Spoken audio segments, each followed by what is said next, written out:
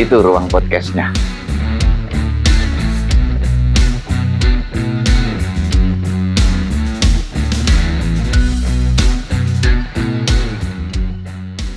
Loh, kok kosong? Ini Brosis sedang cuti.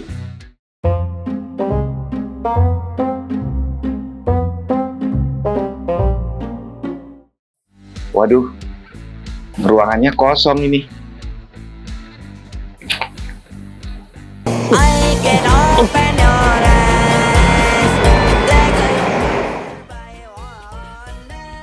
Waduh, ada apa nih Prof Judan nih? Halo, bro? Halo Prof, lagi cuti nih Prof. Biasa, liburan. Hah? Podcast? Waduh, salah tanggal cuti nih. Iya Prof, saya kesana sekarang ya. Ya. Aduh, gimana ya? Loh, Prof Judan di sini. Iya, ini Pak Dirut. Oh, ada janji sama Brosis, Pak? Betul, janjian, tapi kosong ruangannya. Waduh. Ada tulisan masih cuti itu. Ini Brosis. Kalau gitu sama saya aja gimana? bisa Pak Dirut, Wah, ada waktu. Terus dengan senang hati sama. Aduh, alhamdulillah. Mantap Iya, ini, iya. waduh. Alhamdulillah. Iya. Siap. Iya. Halo, Sobat Podcast BPJS Kesehatan. Hari ini saya Gufron Mukti, Direktur Utama BPJS Kesehatan, kedatangan tamu yang sebetulnya hari ini adalah tugas Brosis, tapi saya nggak tahu mungkin cuti atau bagaimana. Tetapi yang jelas hari ini kita datangkan tamu yang luar biasa, teman saya, Profesor Judan Arif Farullah. Beliau adalah Dirjen Dukcapil Kemendagri. Selamat pagi.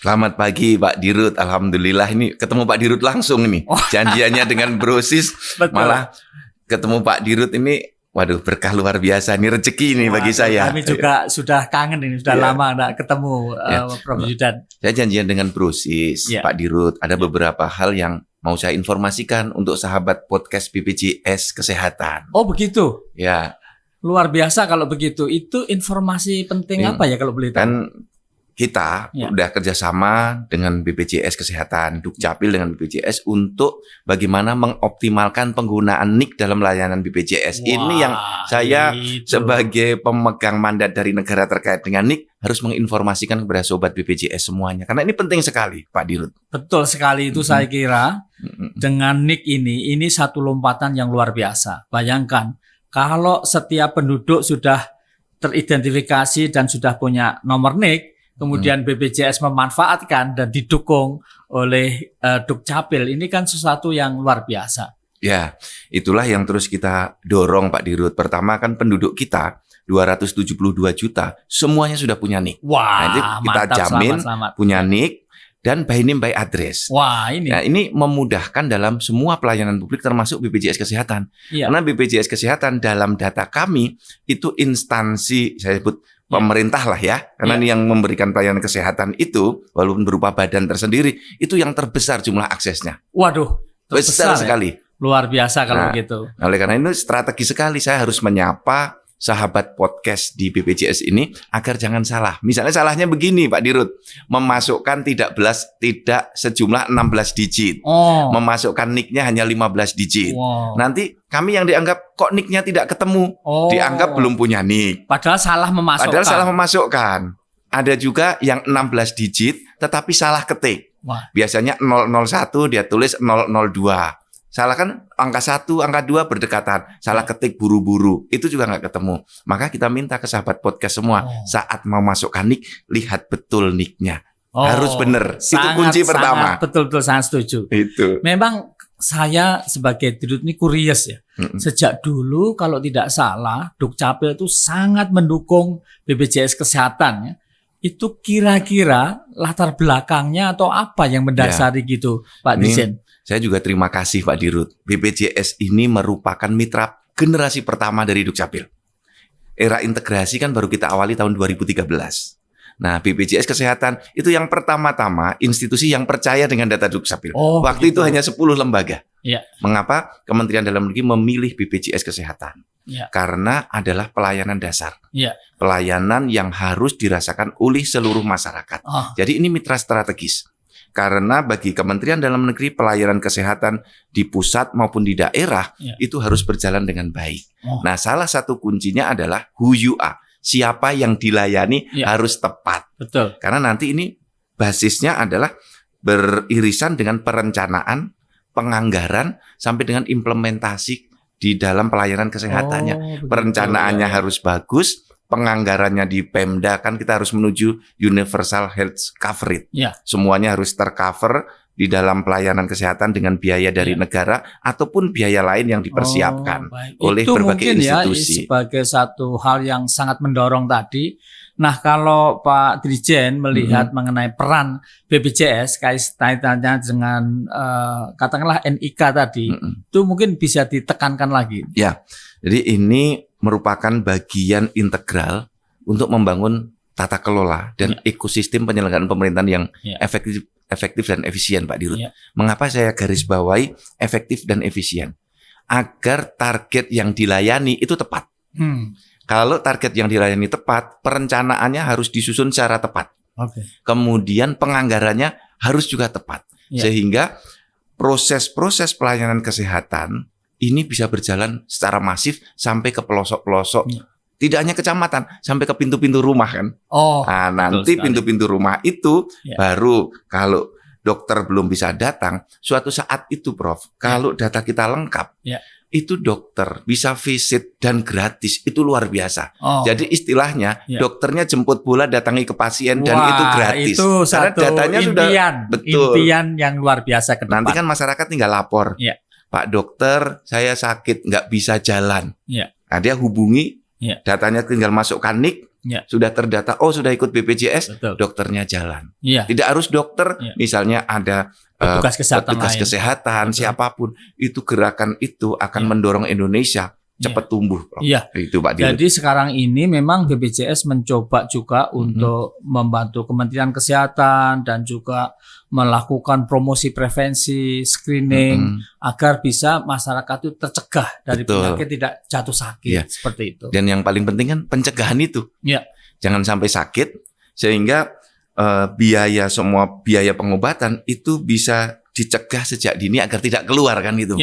Nah mudah-mudahan nanti dengan kerjasama kita yang lebih intensif, saya dengar dari BPJS ada program mau mendorong nomor kepesertaan berubah menjadi nomor NIK. Ini gimana ini Pak Dirut rencananya? Nah itu yang justru itu menurut saya kan satu hal yang amat bagus. Karena kalau setiap penduduk sebagaimana disampaikan Pak Dirjen tadi punya NIK, nah otomatis kalau sudah punya NIK, mungkin nggak perlu kartu BPJS. Tinggal diintegrasikan saja. Yang penting penduduknya ingat NIK-mu berapa. Jangan sampai lupa, jangan sampai salah gitu. Jadi bawa KTP kemana-mana kan sudah bawa KTP. Bawa KTP atau bawa fotokopi kartu keluarga. Karena di dalam kartu keluarga ada NIK-nya. Betul. Gitu. Baik, nah sekarang ini kita dapat satu berita bahwa Presiden ada impres baru mengenai optimalisasi jaminan kesehatan nasional, di mana seluruh kementerian, lembaga sesuai dengan fungsinya itu bisa dikaitkan dengan JKN. Gimana pendapat Pak Dirjen itu? Ini bagus, Prof. Ini tentu impres ini, seingat saya impres nomor 1 tahun 2002. Nah, 2022. Nah, betul. Bukan 2002 karena yang baru ini. Ini yang pertama loh. Impres karena nomornya nomor 1. Nah, ini pendekatan ekosistem yang bagus. Betul. Karena kesehatan itu harus didukung bersama. Misalnya mudahnya, kalau orang mengurus asuransi, ditanya sudah ikut BPJS belum? Nah, seperti itu. Ngurus SIM, sudah ikut BPJS belum? Ngurus layanan adminduk, ditanya sudah ngikut BPJS belum? Betul. Walaupun ini sifatnya mengingatkan, ikut dong, daftar dong. Jadi memang menurut saya, Prof, tata kelola pemerintahan harus berbasis ekosistem, saling mendukung di satu lingkungan strategis, mendukung lingkungan strategis yang lain. Betul. Ini bagus sekali. Jadi itu bukan semacam pemaksaan atau apa, tetapi lebih semacam mengedukasi, semacam meningkatkan literasi terhadap kesehatan, karena health is not everything, but without health, everything Iya, betul. is Nggak bisa nothing. apa-apa gitu. Iya, nggak bisa apa-apa tanpa kesehatan. Sehingga kesehatan itu merupakan fundamental right, hak Iya. dasar, dan harus dimiliki oleh para, katakanlah, peserta dan penduduk Indonesia. Setuju, Prof. Iya. Dan ini harus menjadi gerakan bersama, Prof. Betul. Membangun ekosistem kesehatan Iya. harus menjadi gerakan bersama. Dan izin Pak Dirut Iya. nggak boleh lelah untuk menyampaikan terus-menerus ini. Iya. Ini tim media di sini saya kira sudah sangat bagus ya. Sekarang sudah bertumbuh. Terima kasih. Dan terus Tetapi didorong terus ini. kita belajar banyak dari Pak Dirjen dengan TikToknya, toktiknya, dan lain sebagainya yang luar biasa. Itu menurut saya ya, saya banyak mendapatkan manfaat dari TikTok gitu. Iya. Anak saya yang ngajarin itu, Pak Oh Dirut. gitu ya? Anak saya yang SMA Siap. ngajarin, Papa harus bikin TikTok. Iya, Loh, iya. untuk apa, Dek? Untuk jawab ini. Iya. Orang-orang yang bertanya Iya. dijawab. Dan ternyata respon di situ bagus. Iya, Kalau ada komplain, Iya. komplainnya tinggal saya foto, iya, kemudian saya capture, saya share ke grup yang Iya. dikomplain itu. iya, iya. Nah, akhirnya yang dikomplain menjawab. Iya, iya. Nah, ini saya jadikan bagian dari pengawasan Iya. yang saya sangat terbatas mengawasi langsung. Oh gitu ya. Jadi minta tolong netizen itu Dengan melihat TikTok tadi. TikTok ya? tadi, Oh, ini luar responnya biasa. seperti apa. Kalau gitu. begitu sebetulnya menurut Pak Dirjen itu seberapa pemanfaatan data kependudukan untuk pelayanan publik ya, Ya. yang dicita-citakan oleh pemerintah? Kalau yang dimandatkan dulu, Iya. Pak Dirut, mandatkan di Undang-Undang Iya. 24 2013, Iya. itu harus semua lembaga itu terintegrasi dengan data Dukcapil. Wah. Semua lembaga yang melakukan Iya. pelayanan publik, Iya. karena dulu tujuan waktu membuat undang-undang ini, negara harus integrated dan connected, Iya. terintegrasi dan Iya. terkoneksi. Iya. Maksudnya adalah untuk membangun efisiensi, Iya, iya. karena penduduk adalah subjek yang harus dilayani. Kalau Iya. penduduk ini terdata dengan baik, Iya. datanya dioptimalkan, semua nggak perlu membangun data baru. Cukup satu data. Cukup satu Nah, data, inilah yang iya. dikenal dengan satu data Iya. kependudukan, kemudian besarnya menjadi satu data Indonesia. Nah, kalau datanya sudah benar, lebih mudah lagi. Iya. Siapa yang dilayani dengan Iya. benar, Iya. anggarannya benar, manfaatnya juga bisa terasa. Betul. Gitu. Oh gitu, baik. Gitu. Saya tuh ingat kapan itu kan datang ke Dukcapil, Ya, ketemu Pak Dirjen yang Ya. luar biasa, dan saya lihat di tempat panjenengan itu sudah mulai semacam memakai face recognition betul. atau pengenalan wajah Wajah. gitu ya. Mm-mm. Dan mungkin kami juga memikirkan untuk ke sana. Kira-kira ataupun juga fingerprint ya. Kira-kira pendapat Pak Dirjen Saya gimana? kira itu merupakan langkah maju, Pak Dirut. Karena orang tidak perlu membawa apa-apa Iya, lagi. iya. Tapi harus bawa wajah loh. Itu kuncinya. Harus bawa wajah sama sidik jari Iya. nanti. Kalau cuma tubuh dok nggak bawa Nggak bisa. wajah gimana? Jadi teknologi face recognition itu kita manfaatkan untuk memberikan kemudahan Iya, iya. dan memberikan tingkat akurasi yang tinggi. Siap. Karena wajah nggak bisa dipalsukan. Nah, Kalau KTP masih bisa dipalsukan. gitu nih. Nah, dengan foto wajah, tingkat terdeteksinya bisa Iya. menjadi lebih cepat dan mengurangi fraud, mengurangi pemalsuan, Betul. dan tentu praktis, Pak Iya. Dirut. Orang Siap, ya. cukup Langsung datang. Iya. Jadi suatu ketika nanti kalau data center kita sudah kuat, Iya. layanan dimanapun bagi yang sudah dewasa cukup dengan foto wajah dan sidik jari. Siap. Jadi pasang sidik jari di rumah sakit, saat berobat sudah keluar datanya. Nggak Baik. perlu ditanya lagi. Orangnya sakit gigi, ditanya namamu siapa, kan susah Iya. ngomongnya. Cukup sidik jarinya dipasang, keluar datanya. Oh pasien Iya, lama, udah tahu silahkan ke ruang nomor sekian, gitu Betul. aja. Meskipun mohon maaf nih kalau Iya. sakit gigi itu kata orang masih belum apa-apa. Kalau sakit hati itu. Jadi- Baik, saya kira ini luar biasa. Kita sudah banyak dapat informasi dari Pak Dirjen langsung, Iya. dan kebetulan juga kami yang mewawancarai yang harusnya itu proses Iya. ini tadi. Saya terima kasih banyak ini Pak Sama-sama, Dirut. ya. Iya. Nah, untuk itu kami memiliki harapan ya. Hmm. Kira-kira harapan dari Pak Dirjen tentang BPJS Kesehatan tuh gimana kira-kira? Ini kalau ini saya sebagai masyarakat Iya, siap. atau Ketua Umum Terserah. Korpri lah Pak Dirut. Wah, Ya, saya luar kan biasa. Ketua Saya, Umum Korpri iya, ini. Prof Zudan itu tidak hanya ketua Korpri, tapi kan juga karate tradisional Indonesia ya. Iya. Ini hobi atau apa nih? Saya senang karate Pak Dirut dari kecil ya. Saya dari SMP. Jadi saya harus hati-hati kalau dekat ini ya. Kalau di karate Olahraga. bagaimana? Ya, dari kecil ya saya Iya. karate sampai 2021 saya Ketua Umum Federasi Karate Tradisional Indonesia. Tapi sekarang udah selesai, udah regenerasi untuk Oh. yang baru-baru Iya, gitu iya, Pak iya. Dirut. Iya. Nah, terkait dengan harapan saya kepada BPJS Ya. karena layanan kesehatan itu layanan dasar. Betul. Karena layanan dasar itu kalau nggak dikerjakan masyarakatnya mati. Oh, Itu layanan yang sangat penting. iya.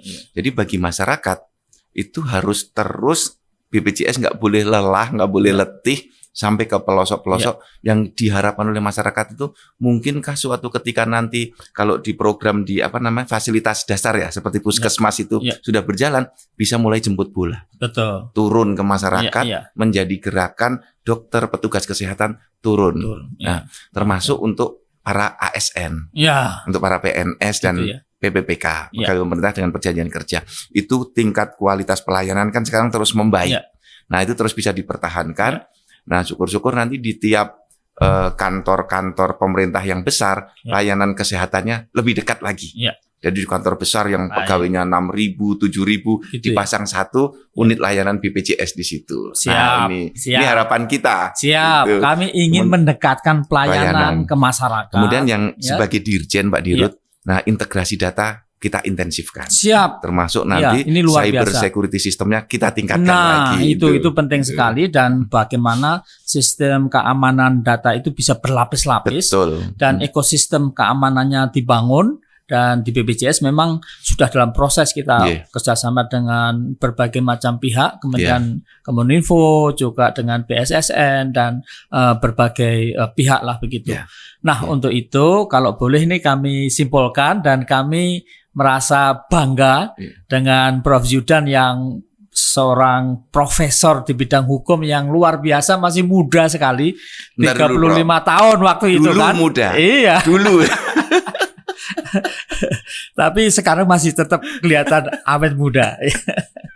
Nah, untuk itu kalau boleh kami simpulkan bahwa bagi sobat podcast BPJS Kesehatan itu ke depan cukup dengan NIK bisa datang ke fasilitas plan kesehatan bahwa mereka adalah peserta BPJS gitu ya. Betul, Prof. Sobat, terima kasih. Podcast BPJS jangan lupa punya ingat NIK-mu. Iya. NIK-nya nomor induk kependudukan harus ingat. Waduh, mantap. Kapan-kapan kita bisa bertemu lagi. Insya Allah kita ngobrol-ngobrol lagi.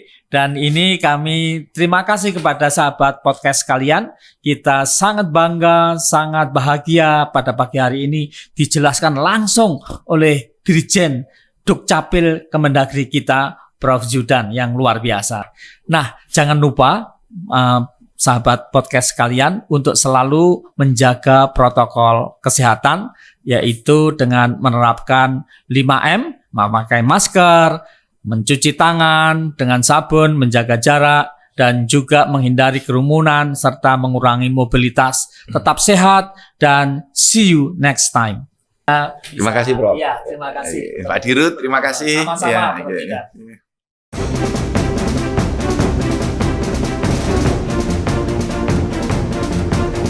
Wah, aduh. Oke bang, makasih bang ya. Apa? Membayar itu. Oh iya, bener lupa. Maaf. Aduh. Buru-buru. Iya, maaf bang. Tapi bayar dulu. Iya, maaf bang. Ayo. Waduh. Itu mas. Aduh bang, nggak ada uangnya bang, nggak ada cash. Mas. Yaudah, ngutang dulu ya. Enggak, kok ngutang sih mas? Kali-kali ngutang. Udah nih, pakai KTP aja. Nitip KTP. Ini bisa buat jaminannya ya. Oke bang ya. Buru-buru saya, buru-buru. Dah, oke bang ya. Ya.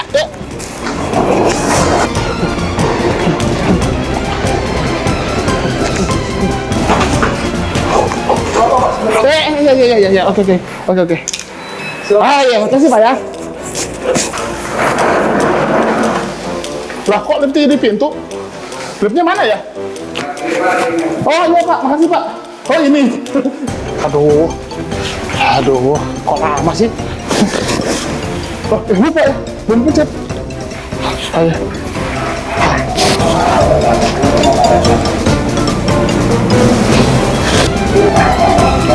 Lupa ini ketinggalan.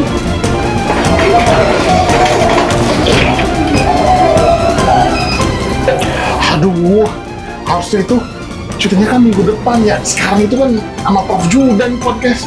Kenapa bisa lupa ya?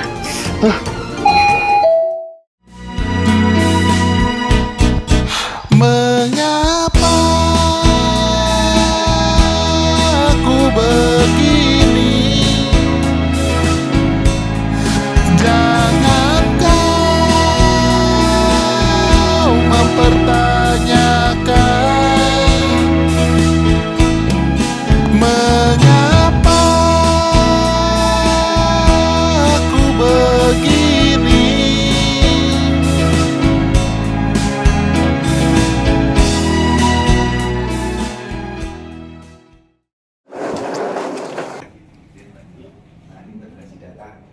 Waduh. Assalamualaikum Pak. Aduh, maaf Pak, saya jadwal cuti Pak.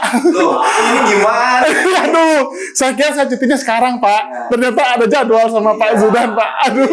Bro sih, saya dapat rezeki. Oh iya Pak. Bosnya top. Oh iya, langsung hadir sendiri ya Pak. Ini saya kira kan masa ada Pak Dirjen datang nggak ada host. Kosong tadi ruangannya. Iya Pak, saya cek jadwal. Oh ternyata cutinya salah saya Pak. Masih minggu depan saya. Udah ke teater duluan saya Pak. Aduh, terima kasih ya Pak. Terima kasih ya Pak. Aduh, mohon maaf ya Pak. Lain waktu ya, jangan. Iya Pak, siap Pak.